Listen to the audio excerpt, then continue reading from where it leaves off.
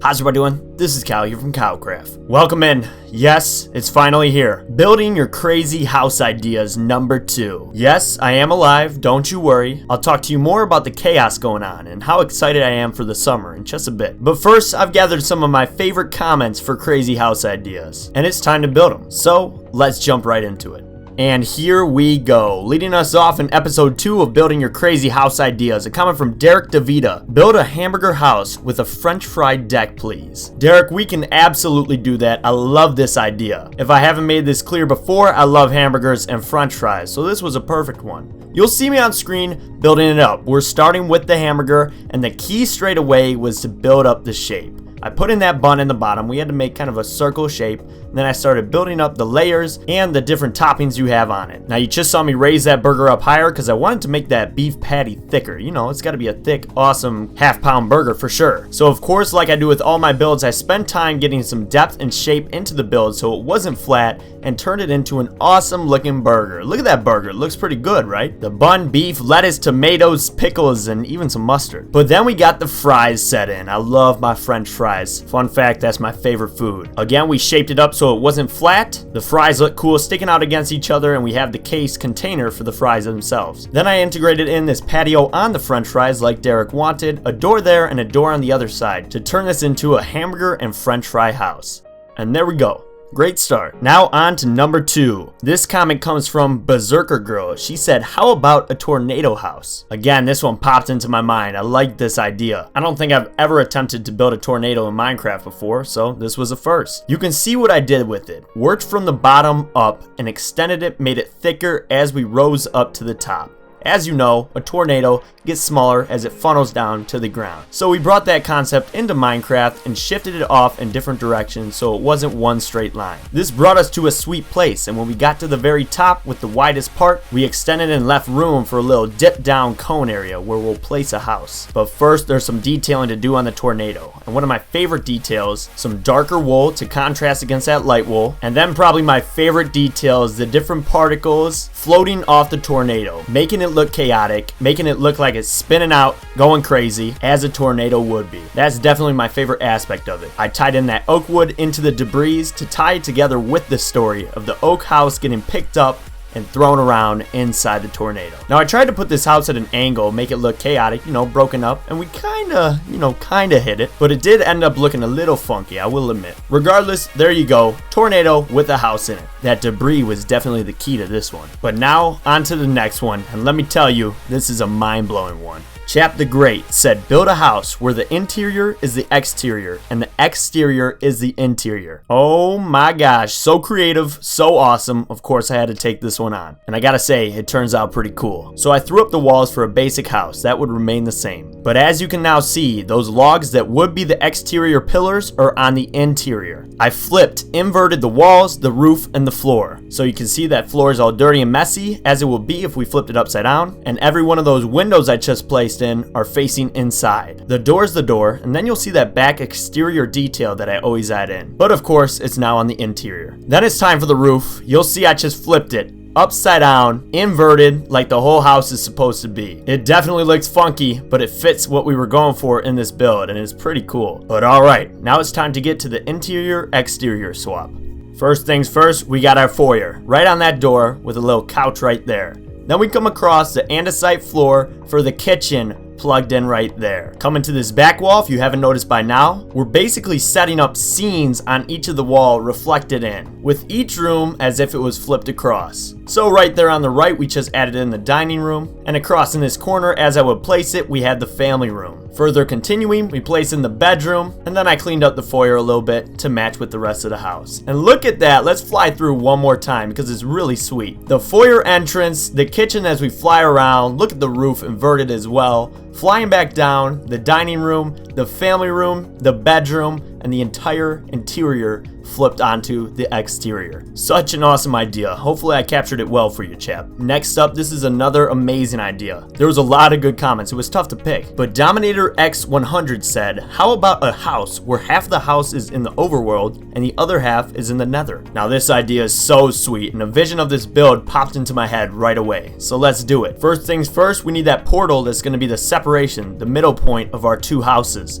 On the left is going to be the overworld house. You know, just your basic oak house. That's what I went for. But then off to the right, blending together, is the nether version of a house. You'll see it come to life. But first I set in the overworld house. You know, just made this classic, simple style house. I wanted this to stand out as just your basic overworld house that you would plug in. Keeping that simple makes this nether side stand out in contrast against it even more. Here we go, the nether brick build up on the house. Extended that portal up so we had room. At first blended the nether brick and spruce roofs together, but wanted to separate them further, so we drew that sharp red nether wart block line that really adds to the transition between the two styles. Red windows in for the nether side to keep it dark, keep it in that nether scene. And then of course we needed to plug in tons of netherrack. Get some fire going. I turned off fire spread, wasn't worth risking it. And overloaded on all the nether aspects of the build to really make it clear that it's the nether side. Tons of nether wart blocks, glowstone, netherrack covering it. Make it look engulfed by the nether and very separated between that portal. I finished up the simple details on that overworld side, including that mailbox to really establish that separation. And it turned out sweet in the end. Awesome idea. Alright, continuing forward, a comment from Tense Toaster. First off, he said, I like this, keep it up. I love doing this series, there's definitely going to be more, Tense. He then said, try a toaster house, matching with the name. I saw a toaster, and I kind of got a cool little creative idea, so I wanted to build this. Now, first things first, of course we needed our toaster. Developing the shape and building up the toaster was obviously the first thing we needed to do. It wasn't too difficult. I looked at an image, followed it across, gave it that shape it needed, square up with the roundness up top, and then even extended the width a little bit more so we could have these two slots in the toaster. We then added in other details to really make it look like a toaster, which it does in the end, including the click down thing that you press. I have no idea what it's called, but you get the point. And then I darkened out that center and added in some toast. Of course we needed some toast for the toaster, so we plugged one inside and had one popping out. Now prepare to laugh because I completely failed for about 10 seconds here. Look at that face, what is happening? I do not know, but don't worry, we saved it in the end. I was also screwing up on the arms and legs, but we got it. To save the face, we turned some banners for the eyes, and then yes, we saved it with the mouth as well. Plugged in those arms and the toast popping out looks great in the end. Finally, we added the overhang, the entrance to the toaster, and a path coming out to turn it into an official house. A toaster house with a piece of toast popping out that ended up looking good in the end. It all worked out. Next up, a comment from Georgia Ferguson. Build a pot of gold house at the end of a rainbow. Ooh, I love this one. Reminded me of my Irish heritage right away after reading the comment. So we took it on. The first thing we needed to do was create the pot. Big black pot of gold. The black pot at the end of the rainbow, posted up kind of concealed within these small hilltops. We locked that shape down, and then we needed to extend the rainbow out of the pot. I went with the simple 5-color scheme, and it really does look sweet in the end. You'll see I skewed off the different colors so that they weren't all right on the same line. Of course, we want to avoid having that flat build, give each block color depth against the others, and result in a good looking rainbow overall. You'll see I struggled. I tried to like drop it, invert it at the other side, but I just could not get that how I wanted. So instead, I kept it simple, had each color extend one block higher, which made this awesome looking rainbow in the end. What do we think? Looks pretty cool, right? Then of course we needed to fill up our pot with gold, tie it together, plug in those gold blocks, and then I just added some final greenery to tie the whole build together. Pot of gold within the rainbow, that's rare. So we have it in this secluded area. There's a bed, crafting table, chest, and furnace in that house too. So it really is a nice small pot of gold house underneath the rainbow. And with that, we arrive at the last house idea. This one's from Bendo Mian. He said, episode 2, you must do my comment. You must. A potato chip house with Mumbo Jumbo sticking a spoon inside of it on top of a rustic house. What's not to love? Well, that one was definitely very crazy, Bendo. But the second idea is the one that caught me. Or maybe do Xisuma's, Mumbo's, and Iskall's heads lined up, each being in different parts of the house. What's not to love? Well, clearly it was loved, as it was the top comment with 13 likes. I like that second idea, so we took it on. Now, for those of you who may not know, the player heads he's referring to are other Minecraft YouTubers. They're all members of a group called Hermitcraft. Now, Hermitcraft is a private survival server. All these YouTubers play together, build incredible builds, and definitely sit at the pinnacle of Minecraft survival Let's Play players and video creators. They actually just restarted their server. I'll be tuning in. I love seeing what they come up with. And in case you don't know them, and you want to check it out yourself, I'll link their first episode videos down below in the description. But now to the player heads. You'll see I gridded each up as an 8x8 block.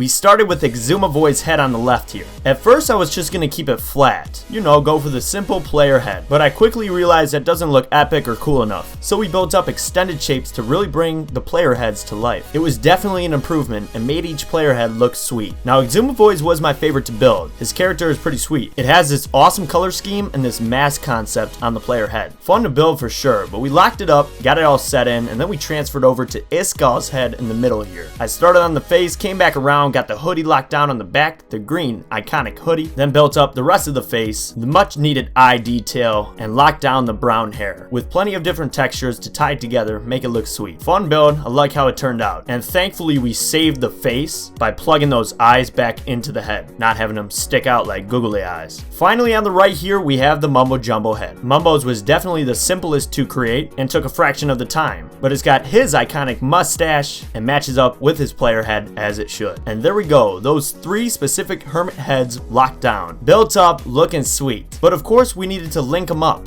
In the end, it's got to be a house. So that's what we did. Just these simple tunnels, and I'm going to fly through the store to show you the high-tech, clean-cut, simple interior that I went with for the player heads. You can walk around, there's plenty of different room. Iskall and Mumbo's heads are connected too, so that we have the Xisumavoid, Iskall, and Mumbo Jumbo heads all interconnected into a house. Boom. What do we think? Pretty cool? Make sure to send this one to those YouTubers if you think they might like seeing it. But with that, episode 2 of building your crazy house ideas is complete. Definitely a fun one. There was a lot of amazing ideas. Now, if you want to be featured in episode 3, make sure to comment your crazy house ideas down below. I'll pick the next ones from the YouTube comments on this video. Sorry for the delay on this video. We're grinding, KyleKraft community. We are grinding. Pressing through to the end of the semester. Just got to get to the summer because I got big plans there. So I appreciate the patience, and don't worry, summer is only 3 weeks away from me. And again, lots of plans, ideas, and content coming your way, so get pumped. If you're new to the channel, make sure to subscribe and get in touch with me through the links below. But that's it for this one.